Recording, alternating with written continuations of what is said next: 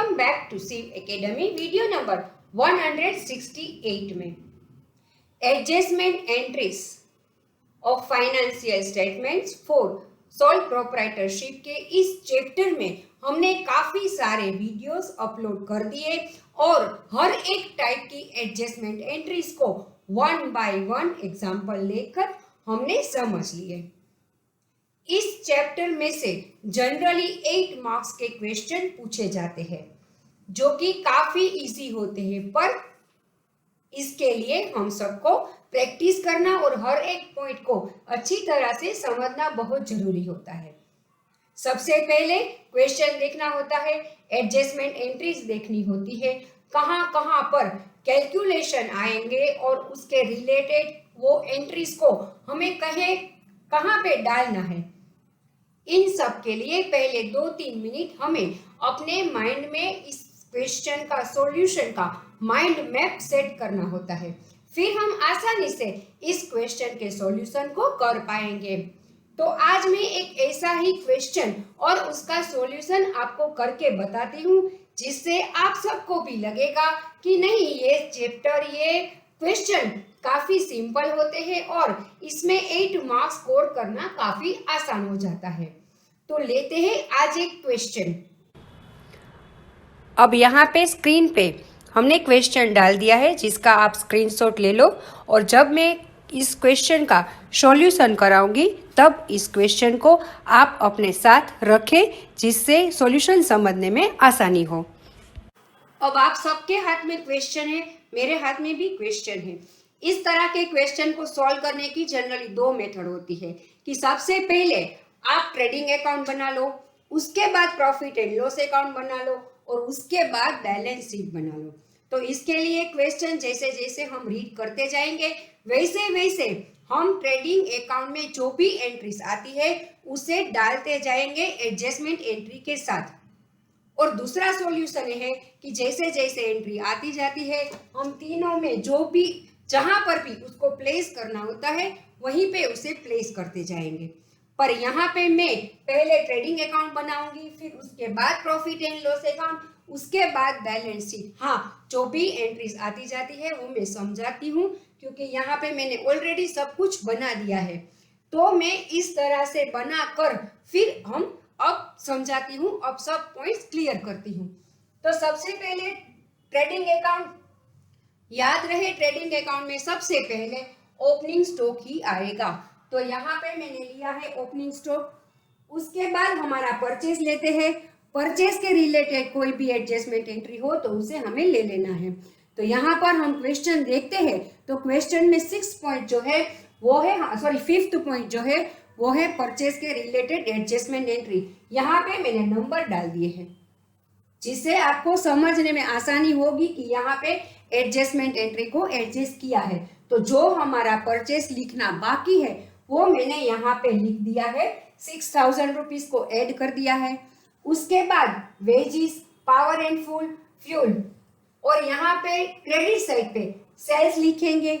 उसके बाद जो भी हमें एडजस्टमेंट एंट्री नंबर 4 में दिया गया है कि हमारा स्टॉक जो है उसका लॉस हुआ है 7500 का, तो उस लॉस को हम यहाँ पे डालेंगे। उसके बाद एडजस्टमेंट एंट्री नंबर 1 में हमको दिया गया है क्लोजिंग स्टॉक, तो उसको भी डालेंगे।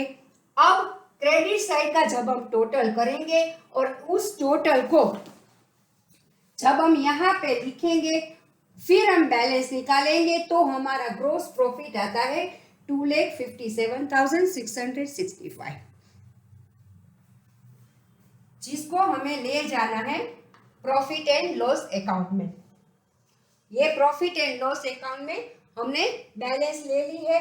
अब हमारा जो लॉस ऑफ स्टॉक हुआ उसमें हमने इंश्योरेंस कंपनी, हम देख रहे हैं कि एडजस्टमेंट एंट्री नंबर 4 में इंश्योरेंस कंपनी ने हमारा क्लेम 5000 का एडमिट किया है, मतलब हमें 5000 मिलने वाले हैं, पर 2500 की जो अमाउंट है वो हमारा एक्चुअल लॉस हुआ, तो उस लॉस को हम यहाँ पे डालेंगे। उसके बाद सैलरीज, पोस्टेज, जनरल एक्सपेंसेस, वो जो भी एक्सपेंसेस हमें ट्रायल बैलेंस में दिए गए हैं वो हम P&L अकाउंट में डालेंगे। उसके बाद डिप्रिशिएशन ऑन फर्नीचर, जो कि हमें एडजस्टमेंट एंट्री नंबर 2 में दिया गया है कि हमें 10% डिप्रिसिएशन को कैलकुलेट करना है, जो अमाउंट भी हमने डाल दी है।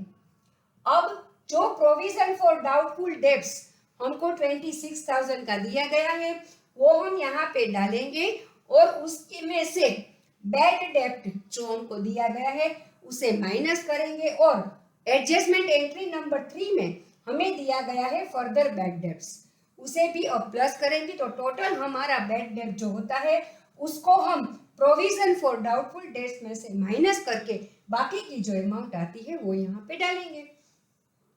उसके बाद जो भी इंटरेस्ट, लोन का जो भी इंटरेस्ट बाकी है वो हम यहाँ पे डालेंगे।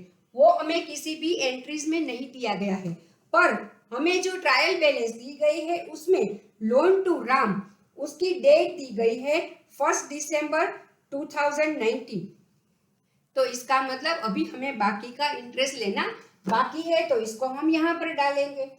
अब ये इन दोनों का जब हम डेबिट क्रेडिट साइड का टोटल करके बैलेंस निकालते हैं तो ये जो हमारा नेट प्रॉफिट आता है उसे हम कैपिटल अकाउंट में ट्रांसफर करेंगे।